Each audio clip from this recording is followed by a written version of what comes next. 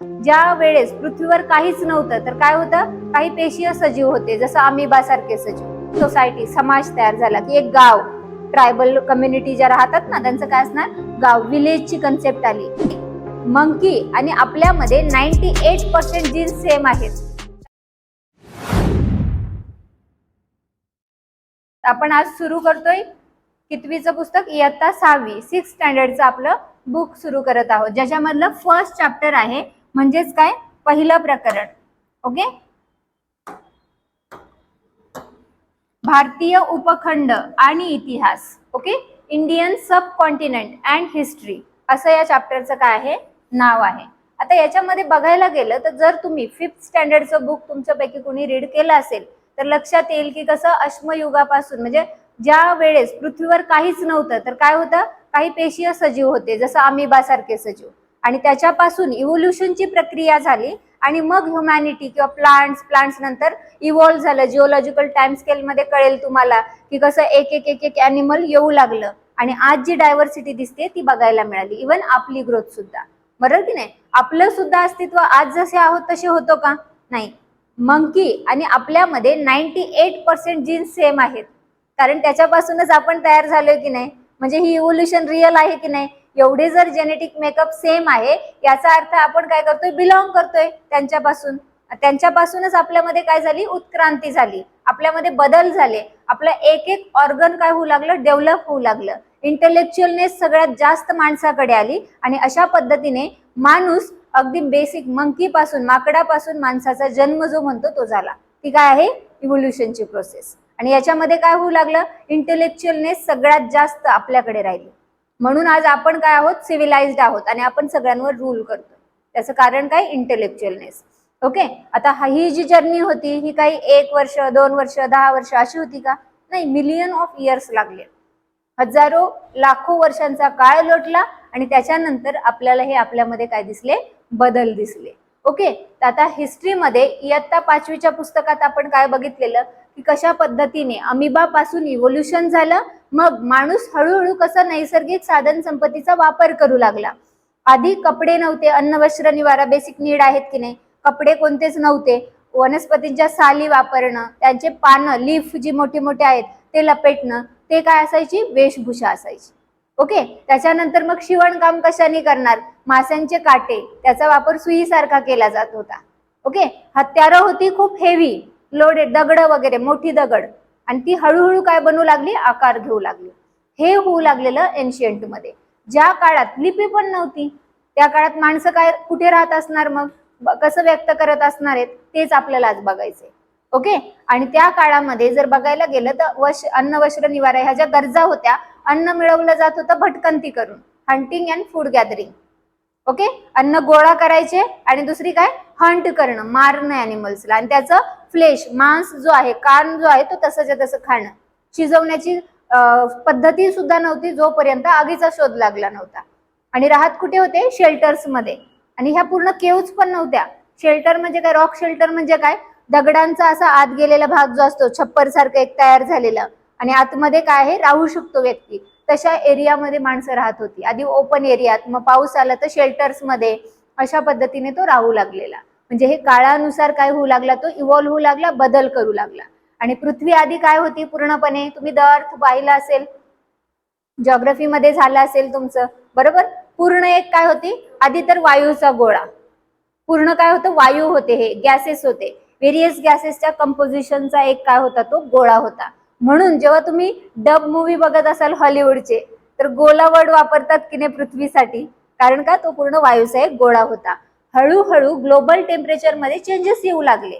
Okay, मग पृथ्वी काय झाली, पूर्णपणे बर्फाचा गोळा बनलेली, आईस एज ज्याला आपण म्हणतो. आणि हे आईस जेव्हा मेल्ट डाऊन होऊ लागलं तेव्हा एक बाजूला झालं पाणी आणि एक बाजूला झाली जमीन, पॅन्जिया पॅन्थलसा.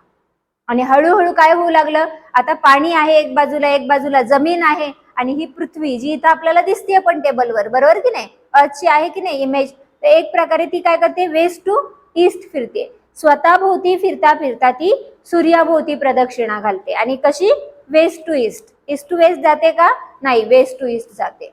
आणि अशा पद्धतीने ही जेव्हा मुवमेंट घडते, या मुवमेंट मध्ये आपल्याला बघायला मिळतं पाणी आहे, जमीन आहे, शेकिंग होत असणार की नाही, आणि पृथ्वीचा स्वतःभोवती मॅग्नेटिक स्फेअर पण आहे आणि स्वतःचा कोरिओलिसिस फोर्स पण आहे, आणि ग्रॅव्हिटेशनमुळे आपण काय आहोत, पृथ्वीवर टिकून राहिलो. जस्ट इमॅजिन करा, ही पृथ्वी आहे, ओके, ही पृथ्वी फिरतीये फिरतीये फिरतीये पूर्ण फिरतीये फिरतीये फिरतीये फिरतीये रिव्हॉल्व होतीये. आता आपण एक वेळ अशी असेल की आपण कदाचित खालच्या भागाला असू स्वतःभोवती फिरता फिरता, म्हणजे ग्रॅव्हिटेशनने काय केलेलं आहे, आता आपण समजा या पृथ्वीच्या इथे आला भारत, ओके, हा काय आहे भारत, आपण कदाचित या बाजूला पण असे, ही गोल पृथ्वी, या बाजूला असे आहोत आपण उभे, हा माणूस असा उभा आहे, तो पण का राहतो, कारण ग्रॅव्हिटेशन. आणि अशा पद्धतीने ही पृथ्वी काय होते, वर्क करते. मग आपल्याला बेसिकली 5th स्टँडर्ड मध्ये काय कळाले की नेचर कसं इव्हॉल्व्ह झालं, इव्होल्युशनची प्रक्रिया, माणूस कसा अस्तित्वात आला, होमो सेपियन सेपियन ही आजची आपली प्रजाती आहे.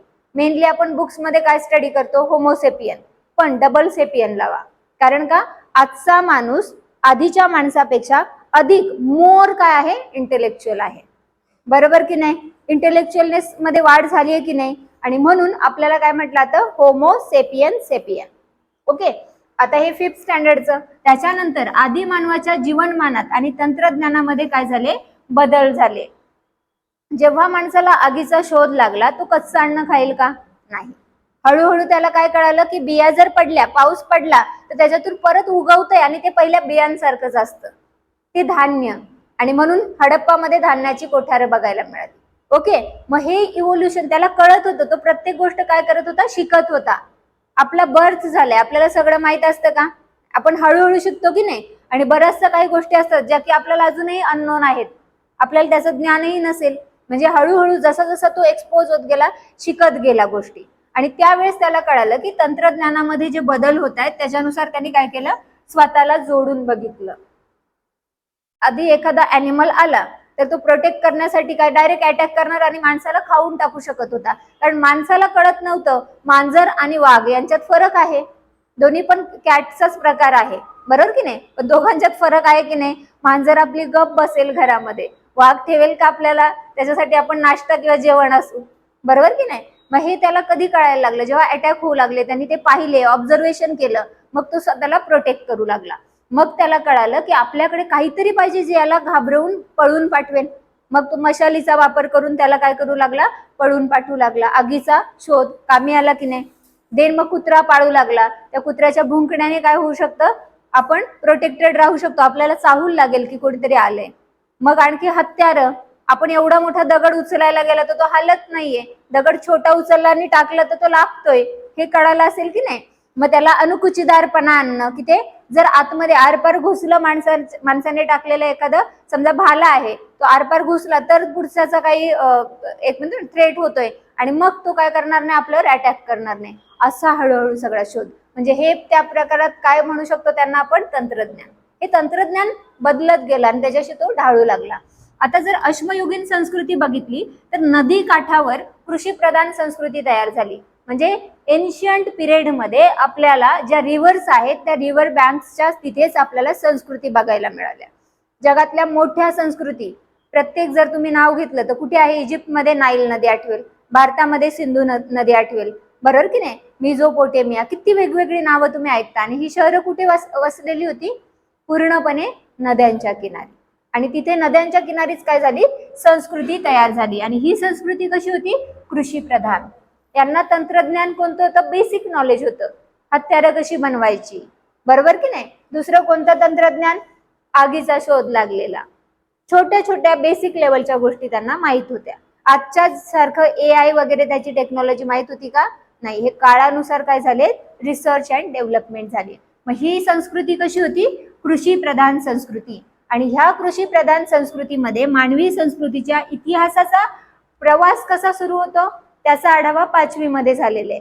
तर त्यावेळेस आपल्याला बघायला मिळतं की कृषी प्रधान जी संस्कृती होती याच्यामध्ये माणसं काय करू लागले, समजा आता शेती करायची तर तुम्ही एकटे करू शकाल का, वर्कर्सच नाही. जस्ट इमॅजिन करा, खूप एकर्स मधली शेती आहे, तुम्ही उभे आहेत, काय कराल तुम्ही, होईल का पॉसिबल, नाही. मग तुम्हाला काय पाहिजेत, माणसं सोबत पाहिजेत. म्हणजे तुम्ही काय करू लागले, ग्रुप तयार करू लागले, ग्रुप झाले. ग्रुपला आपण काय म्हणू शकतो, कबिले तयार झाले. ग्रुप्स तयार झाले. ग्रुप्स नंतर पुढे पुढे काळ बदलला तर फॅमिलीची कन्सेप्ट येऊ लागली. ओके, लोक काय करू लागली, कुटुंब पद्धती अस्तित्वात आली.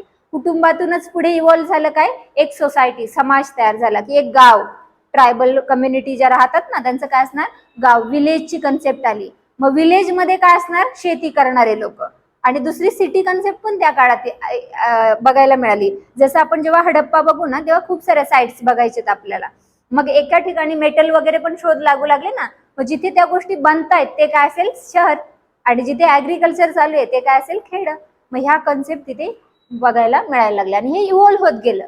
ओके, आहार म्हणजेच काय, डाएट, वेशभूषा, राहणीमान, घरांची बांधणी, व्यवसाय, बिझनेसेस, या गोष्टी जर आपण बघायला गेलं तर तिथल्या भौगोलिक वैशिष्ट्यांवर अवलंबून असतात. उदाहरणार्थ आता आपण नॉर्थ ईस्ट कडे जर बघायला गेलं तर तिकडे बांगलादेश, ढाकाच्या तिथे मस्लिन म्हणजे फाईन क्लॉथ तयार होतं. का तयार व्हायचं तिथे, तागाचं उत्पादन तिथे जास्त आहे, प्लांट्स तिथे जास्त आहेत, आणि तिथेच आपल्याला काय दिसतं, सेरिकल्चर म्हणजे काय, रेशीमचं वगैरे उत्पादन. आणि म्हणून तिथे ते फाईन आर्ट आपल्याला बघायला मिळतं की नाही, कारण का, availability of raw material in that particular area, तिथेच अवेलेबल आहे ते. इव्हन कागदाच्या फॅक्टरी कुठे आहेत, प्लांट्स कुठे जास्त आहेत, तिथेच. पाऊस कुठे जास्त पडतोय, नॉर्थ ईस्टला, मौसिनग्राम, चेरापुंजी ऐकलं असेल की नाही, मग तिथेच कागदाच्या फॅक्टरी पण आहेत. म्हणजे पर्टिक्युलर लोकेशन्स, बिझनेसेस किंवा राहणीमान कसं ठरतं, त्या प्रदेशानुसार. आज समजा आपण खूप वेगळ्या वेगळ्या रिजनचे आहोत. ओके, कुणी महाराष्ट्राचं, समजा वेद राजस्थान. ओके, राजस्थान मधले लोक मोर स्वीट खातील, प्रेफर करतील. इव्हन घी वगैरे, तूप वगैरे खाल्लं जातं.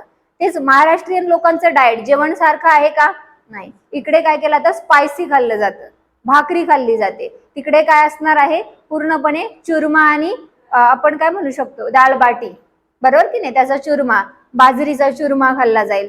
आणि तो चुरमा म्हणजे काय, त्याच्यात तूप असतं, गुड असेल, स्वीट आणि काय असणार आहे, फॅट जास्त. का त्यांच्या डाएट मध्ये स्वीट आणि फॅट जास्त, टेम्परेचर, थरचं वाळवंट कुठे, राजस्थान, गुजरात त्या एरियात आहे. आणि विचार करा, जर तिथे डेझर्ट एरिया आहे तर हीट जास्त आहे. हीट जास्त म्हणजे बसल्या जागी माणूस घामाघूम होईल. घामाघूम होते म्हणजे काय, बर्न होते एनर्जी, कार्ब्स लागणार तुम्हाला, कार्बोहायड्रेट लागणार, आणि ते कशातून मिळणार, स्वीट आणि फॅट मधून, बरोबर की नाही. आणि त्यामुळे त्या लोकांचे डाएट तसं दिसेल, स्पायसी नाही दिसणार. स्पाइस खाल्ली तर बेहाल होऊन जातील एवढ्या हीट मध्ये, बरोबर की नाही. उष्णतेमध्ये तिखट खाल्लं जाईल का, उन्हाळ्यामध्ये नाही, पण तेच थंडी आणि पावसाळ्यात खाल्लं जाऊ शकतं. आणि तेच जम्मू काश्मीरला ऑब्झर्व केलं तर तिथले लोक काय खाणार, मीठ जास्त प्रेफर करणार, चिकन, ज्याच्यामध्ये काय आहे, हीट आहे, उष्णता आहे. कारण थंडी एवढी आहे की बॉडीला उष्णतेची गरज आहे. म्हणजे हे आहार काय झाला, वेगवेगळा. आता आपल्यामध्ये कोकणामधली माणसं मासे आणि भात खातील, मराठवाड्यामध्ये मासे भात खाताना दिसतील का, एकतर दुष्काळी प्रदेश, तिथे मीठ, बकरी वगैरे त्यांचं मीठ खाल्लं जातं. आणि भाकरी, ती पण कोणती, बाजरी, ज्वारी, ती खाल्ली जाईल. आणि कोकणमध्ये तांदळाची भाकरी, फिश खाल्ले जातील. का, अवेलेबिलिटी, समुद्र किनारा कुठे, कोकणात, मासे कुठे असतील तिथे. म्हणजे वेगवेगळ्या गोष्टी दिसल्या की नाही. बाजरीच्या उत्पादनाला कमी प्रमाणात पाणी असेल तरी उत्पादन घेता येईल, म्हणून ती तिथे. म्हणजे एरियानुसार काय होतोय, डाएट तयार होतोय. कळालं, एरियानुसार काय आहे, आहार, डाएट. म्हणून प्रत्येकाचा, वेस्ट बेंगॉल मध्ये पण काय खातात, मासे आणि भात, बरोबर की नाही, भात खातात की नाही. आणि तोच भात फर्मेंट करून साऊथला खातात, इडली, डोसा, उत्तप्पा, बरोबर की नाही. हे काय झालं, विविधता, प्रत्येक ठिकाणची काय आहे, विविधता, काय गोष्टी अवेलेबल आहेत आणि त्याच्यानुसार तिथलं डाएट बनलंय. ओके, मग आता इथे जर आहार कळाला तुम्हाला. आता वेशभूषा, राजस्थानमध्ये ब्लॅक कलर घालून फिरतील का, वाळवंटामध्ये सफारी करायची आणि ब्लॅक करून कलर विअर करून चाललो तर हीट किती ऍब्झॉर्ब होईल बॉडीमध्ये. ब्लॅक कलर हीट ऍब्झॉर्ब करतो, बरोबर की नाही. आणि व्हाईट कलर हीट रिफ्लेक्ट करतो. आज आपण इथं ब्लॅक विअर करू शकतो का, समुद्र सपाटीपासून खूप उंचावरचा एरिया आहे आणि मान्सूनचे दिवस आहेत. इथे ब्लॅक म्हणजे कम्फर्ट राहील, आपल्याला बॉडीला काय राहील, उष्णता राहील, बरोबर की नाही. हा फरक आपल्याला बघायला मिळतो. ही काय झाली, वेशभूषा. जम्मू काश्मीरमध्ये कॉटनचे कपडे राजस्थानमध्ये घातले जातील. जम्मू काश्मीरमध्ये घालतील का लोक फक्त कॉटन, लिनन, पातळ जे असतं ते उलन क्लोथ्स घालतील. का, त्यांना ऊब पाहिजे, लोकरीचे वगैरे जे आहेत ते जॅकेट्स वगैरे विअर करतील, लपेटलेलेच दिसतील तुम्हाला ते पूर्ण कपड्यांमध्ये, बरोबर की नाही. तिथे कोणी शॉर्ट विअर करून तुम्हाला बाहेर जाताना दिसेल का, नाही. हा फरक आहे की नाही का? वेशभूषा प्रदेशानुसार बनली. घरांची बांधणी प्रत्येक ठिकाणी काय दिसेल तुम्हाला? वेगवेगळी. जिथे उष्णता पाहिजे तिथे काय असेल? उडचे, बरोबर की नाही? आणि जिथे काय पाहिजे? एकदम ओपन स्पेस पाहिजे. राजस्थानमध्ये काय असतात जनरली? अशा पडद्याला एक हे टाकतात, रोल्स असतात ज्यांच्यावर पाणी पण स्प्रे करतात, जेणेकरून घरामध्ये काय पाहिजे? थंडी वाटली पाहिजे किंवा उन्हाचा दाह कमी झाला पाहिजे. माती वापरणार, बरोबर की नाही? अशा पद्धतीने तिथली काय झाली? घर बांधणी वेगळी. आणि हीच तुम्हाला व्यवसाय सुद्धा वेगवेगळे दिसतील की नाही त्यांचे. आता समजा कपडे बोलले तर आपल्याला कुठे कुठे कुठे नावं काय घेऊ आपण? सुरत, गुजरात, बरोबर की नाही? कोणते? जे बांधणीचे कपडे त्यांच्याकडे मिळतात, रंग वगैरे वेगवेगळे कलर्स, एकदम ब्राईटनेस. आणि तेच तुम्हाला पैठणीसाठी प्रसिद्ध, येवला, बरोबर की नाही? वेगवेगळी ठिकाणं आहेत, तिथले काय आहेत? क्लोथ्स, कपडे वेगवेगळे बघायला मिळतील. म्हणजे हे काय झालं? आणि त्याच्यानुसार तिथे व्यवसाय पण बनतात की नाही? मार्बल कुठून आणणार? राजस्थान, तिकडनं मार्बल, चुनकळी मिळते की नाही? अवेलेबल आहे की नाही? आणि तेच सगळ्यात फाईन आर्ट गोष्टी तिथं मिळतील तुम्हाला त्या त्या प्रकारातल्या, बरोबर की नाही? म्हणजे वेगवेगळ्या रिजन मधले व्यवसाय सुद्धा मग बदलत जातात, बरोबर की नाही? सो हे व्यवसाय काय होतात? तिथे असणाऱ्या रॉ मटेरियल नुसार, कोणतं मेटल आहे तिथे, कोणत्या गोष्टी अवेलेबल आहेत, त्याच्यानुसार तिथे काय होतात? व्यवसाय बनतात. आता कर्नाटकमध्ये आपण कोलार गोल्डफील्ड, KGF, रॉकी भाई बघितला असेल की नाही मूवी सगळ्यांनी? पार्ट 1 पार्ट 2 दोन्ही पण. सगळा खेळ कशाशी आहे? त्या एका कोलार गोल्डफील्ड. आणि ती कोलार गोल्डफील्ड कशासाठी प्रसिद्ध होती? गोल्ड, म्हणजे तिथून काय निघतं? गोल्ड. याचा अर्थ तिथे तुम्हाला सोनार जास्त लोक दिसतील त्या एरियामध्ये, त्यांचा बिझनेस दिसेल. त्यांना इम्पोर्ट चार्जेस वगैरे लागतील का? तिथल्या तिथं मेटल अवेलेबल, बरोबर की नाही? म्हणजे बिझनेसेस तसे काय होतात? डेव्हलप होतात. पेपर इंडस्ट्री वेस्ट बेंगॉलमध्ये, मस्लिन क्लॉथ तिकडे त्या रिजन मध्ये बघायला मिळणार. हे फरक आपल्याला, हे काय असतात? बिझनेसेस, ते डेव्हलप होतात. कशामुळे? तिथल्या गोष्टींच्या अवेलेबिलिटीमुळे. ओके, म्हणजे भौगोलिक वैशिष्ट्य म्हणजेच काय? Geographical characteristic of that particular area हे डिफाईन करतो. तिथले लोक राहणार कसे, तिथल्या लोकांचं जेवण काय असेल, तिथल्या लोकांचा व्यवसाय काय असेल, आणि तिथल्या लोकांचं सोसायटी स्ट्रक्चर किंवा इन्फ्रास्ट्रक्चर कसं असेल, हे काय होतं? जॉग्राफिकल लोकेशन्सवर किंवा कॅरेक्टरिस्टिकवर डिपेंड आहे. आता समाज जीवन, तिथल्या लोकांचं समाज जीवन या सगळ्या गोष्टींशी निगडीत आहे. राहणीमान कसं आहे, खाणं कसं आहे, याच्यावर काय आहे? समाज आधारलेला आहे. म्हणजे समाज जीवन सुद्धा कशावर अवलंबून आहे? जॉग्राफिकल कॅरेक्टरिस्टिकवर. ओके, नंतर एक्झाम्पल जर घ्यायचं झालं तर डोंगराळ प्रदेशात जे लोक राहतात ते जीवन आणि मैदानी प्रदेशात लोक राहतात त्यांचं जीवन वेगवेगळं आहे की नाही? जिथे माउंटन्स जास्त आहेत आणि जिथे प्लेन एरिया, तर प्लेन एरियातल्या लोकांना कष्ट वाटतील का जास्त? पण माउंटन्स जास्त आहेत त्यांना काय करावं लागेल? समजा आता माथेरानला राहणारे वरती लोक आणि आपण नॉर्मल लोक, किती फरक आहे? त्या लोकांना सामान जर किराणा न्यायचा असेल तर त्यांची किती हालत खराब होत असेल. वाट बघणं, गाड्यावरती अवेलेबल नाहीच आहेत, वर फक्त ती एक मिनी ट्रेन जाते, टॉय ट्रेन, बरोबर की नाही? माउंट आबू किती मुश्किल आहे. मग ते लोक काय करणार? त्यांचं जीवन काय असतं? ह्या माउंटेनस रिजन मध्ये राहणाऱ्या लोकांचं जीवन डिफिकल्ट असतं ऍज कम्पेअर टू प्लेन एरियामध्ये, मैदानी प्रदेशामध्ये. ओके, डोंगराळ प्रदेशात सुपीक शेत जमिनीची उपलब्धता अगदी थोडी आणि मैदानी प्रदेशात काय असते? मोठ्या प्रमाणात शेत जमीन. म्हणून ज्या काही फार्मिंग ऍक्टिव्हिटीज आपल्याला बघायला मिळतात त्या प्लेन एरियामध्ये जास्त बघायला मिळतात आणि त्याच तुम्हाला माउंटेन रिजन मध्ये कमी बघायला. तिथे शेती कोणती असेल? चहाची. नॉर्थ ईस्ट मध्ये, आसाम मध्ये चहाची शेती केली जाते की नाही? ब्रिटिशांच्या काळात सुद्धा चहाचा व्यापार फेमस होता की नाही? का? कारण ते आलेले एका थंड प्रदेशातून, वेगळ्या प्रदेशातून. ते राहत कुठे होते? सिमला वगैरे, कुलू मनाली त्या एरियामध्ये, जिथे काय आहे? थंड प्रदेश आहे. आणि या थंड प्रदेशातच कोलकातालाच त्यांची काय होती? त्या काळातली राजधानी होती की नाही, जी बदलली आपण, दिल्लीला नंतर केलं, बरोबर की नाही?